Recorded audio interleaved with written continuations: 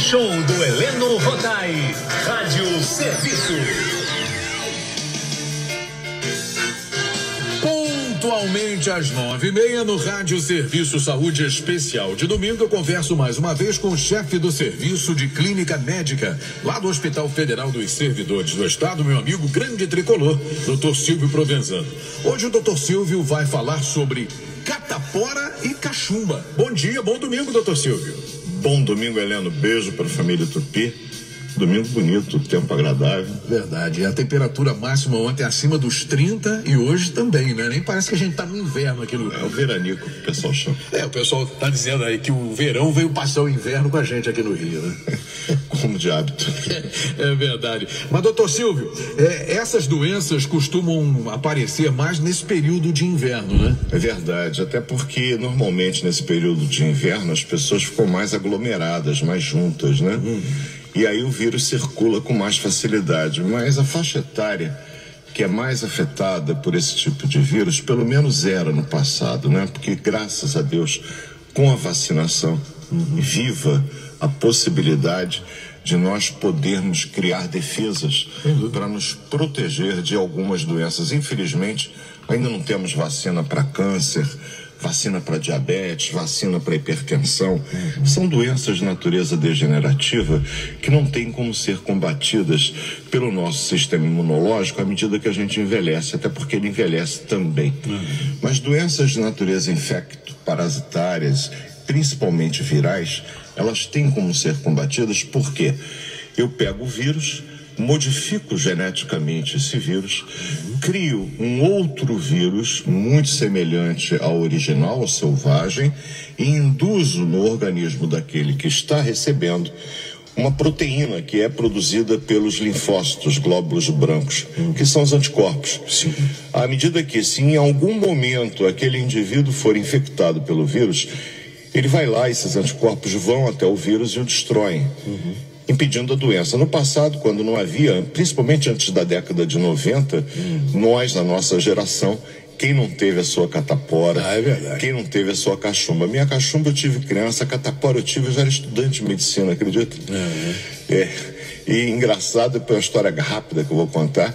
Naquela época, nós, acadêmicos, concursados, fazíamos os atendimentos nos hospitais públicos de emergência, muitas vezes íamos fazer atendimento. Eu fui atender, se eu não me engano, salvo erro, presos que estavam ali no Jockey. E eu achei que fosse uma sarna com infecção de pele. E já era a catapora naqueles 4 ou 5 detentos. E 2 semanas depois, começaram a surgir as lesões. Eu me lembro que o professor Castelar, que falou com a gente sobre chikungunya, nós éramos colegas de turma, e ele chegou para mim e falou assim: vamos ao Maracanã? Tô com 2 cadeiras para ir. Eu falei assim: não tô me sentindo muito bem, eu vou para casa. Olha, eu naquela época, com 22 anos, recusar ir a um jogo no Maracanã, e eu cheguei em casa, realmente estava com 38,5 de febre. Quando acordei no dia seguinte, eu já estava com as lesões típicas da catapora, que eu vou explicar para a família Tupi. Eu falei: meu Deus, o diagnóstico estava errado. Não era escabiose infectada, não era sarna infectada. Ele era com catapora mesmo. O que não deu muita diferença, porque a gente vai falar um pouco sobre isso. Bom, o que é a rubéola ou papeira, como alguns chamam, cachumba ou papeira? É uma doença viral causada por um vírus, o paramyxovírus, que provoca classicamente, depois de 2 a 3 semanas de incubação. Doutor Silvio, o que é período de incubação? Do momento que o vírus entra no teu corpo até as manifestações clínicas da doença começarem a aparecer. E começa com uma febre, essa febre de uma sensação de mal-estar, dor de cabeça, dor muscular, como a maioria das viroses começa. Como o médico fala, isso deve ser uma virose. 90% das doenças são provocadas por vírus. A gente já tem uma chance muito grande de acertar na loteria. Só que, no caso da cachumba, caracteristicamente vai haver um aumento, principalmente das glândulas salivares. Não somente da parótida, que fica inflamada, razão pela qual, tecnicamente, cachumba é parotidite epidêmica, porque costuma vir em epidemia. Aumento da parótida, mas também das glândulas salivares submandibulares e das sublinguais. O vírus da parótida, esse tal de paramyxovírus, ele tem um tropismo, ou seja, ele tem uma preferência por glândulas. Então ele normalmente se direciona para algumas glândulas do corpo humano. Pode ir para o pâncreas, sabia? Provocar uma pancreatite, que normalmente é uma forma branda da doença. Mas também pode ir para a tireoide, é raro, provocando a tireoidite. Já falamos algumas vezes aqui sobre ela. Sim. E a complicação mais importante da cachumba, quando ela surge no período pós-adolescência no adulto, tanto nos homens quanto nas mulheres, é que pode ir para as glândulas sexuais. No caso dos homens, os testículos, no caso das mulheres, os ovários, provocando na mulher uma ooforite, olha que nome bonito, e nos homens uma epidimorquite, que é a inflamação do testículo. E isso pode cursar em alguns pacientes, num percentual não pouco desprezível, com destruição. Quando acomete os 2 ovários, o que é raro, geralmente é um só, ou quando acomete os 2 testículos, do mesmo modo que na mulher não é o mais comum, geralmente é um só, você tem uma destruição das células responsável, no caso da mulher, pelos óvulos, no caso do homem, pelos espermatozoides, o que pode provocar, se for de forma bilateral, esterilidade, sendo unilateral uma relativa infertilidade. Isso com relação à cachumba, que está passível de ser prevenida pela aplicação da vacina tríplice, que deve ser feita a partir dos 12 meses de idade, com reforço aos 4 e 6 anos. E a catapora? Pois é, a catapora, ela é provocada por um outro vírus, Eliano.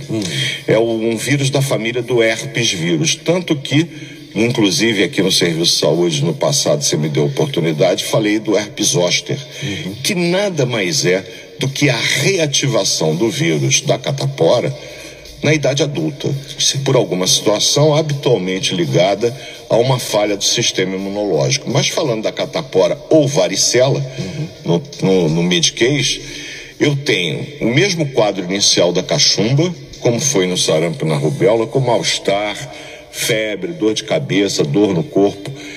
E aí, num período variável de 48 horas, às vezes menos, começa a surgir uma espécie de um exantema, aquelas manchas no corpo. Só que essas manchas têm uma evolução extremamente rápida.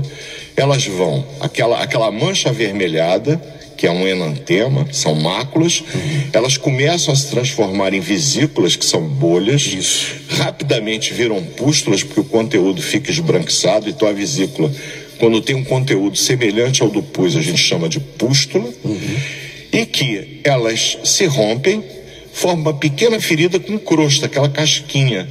E é a única doença que se tem notícia onde esses diferentes tipos de lesão, esses 4 tipos diferentes, falei da mácula, falei da vesícula, falei da pústula e falei da crosta, são 4 tipos diferentes de lesão de pele, podem estar presentes simultaneamente no indivíduo naquele momento. Então, geralmente, quando o médico bate o olho, ele fala, isso deve ser a varicela.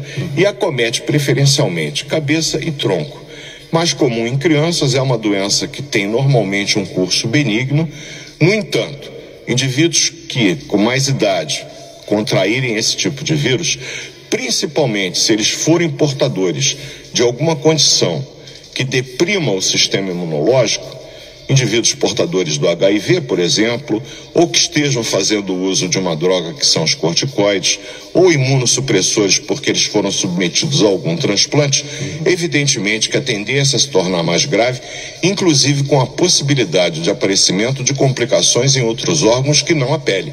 No sistema nervoso, provocando uma forma de meningite, de encefalite, que normalmente tem uma recuperação mesmo nesses indivíduos, mas que eventualmente pode inclusive causar a morte dessas pessoas. Razão pela qual, se isso acontecer, a hospitalização para observação, ela é absolutamente indicada, malgrado não termos um medicamento específico que tenha eficácia para combater esse tipo de vírus.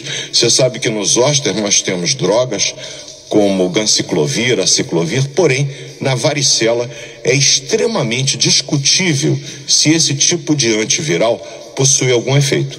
Então, a prevenção é através da vacina. Mais uma vez, voltamos ao começo da nossa fala, vacina é fundamental.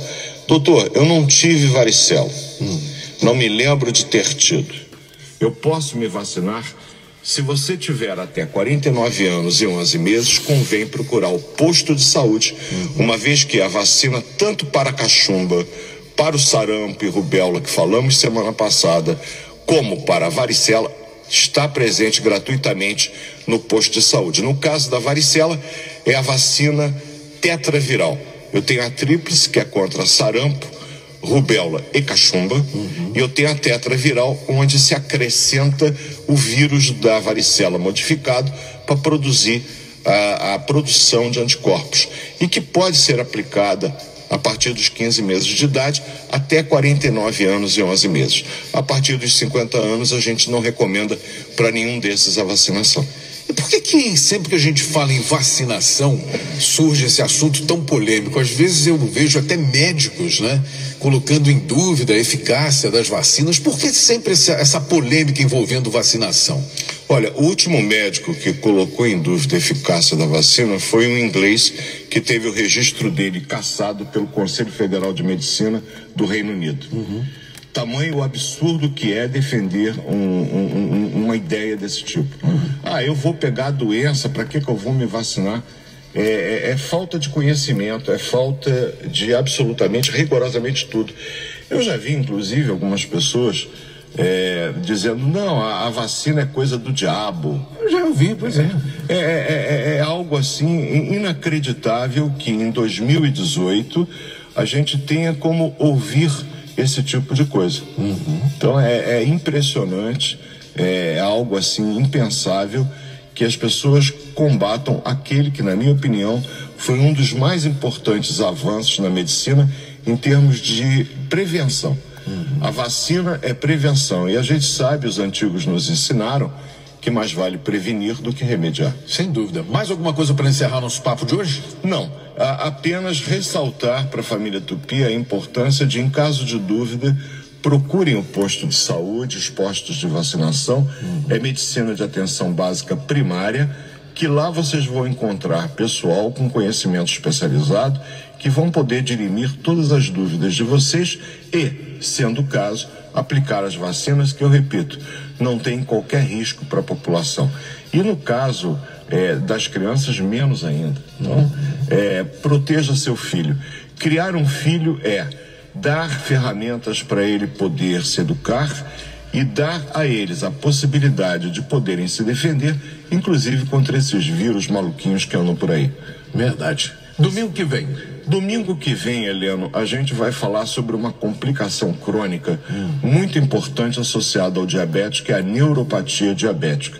E só para aguçar o paladar da família Tupi antes desse almoço, antes do jogo do Vasco, vamos falar que existe a neuropatia periférica e a neuropatia autonômica. O que é isso, doutor Silvio? Domingo que vem, se Deus permitir, após uma semana abençoada para todos nós, eu explico direitinho. Ok, um abraço, boa semana e até domingo que vem, amigão. Até domingo que vem, lamentando a ação Robin Hood que o teu Fluminense faz. Tira dos grandes e dá pros pobres. É verdade.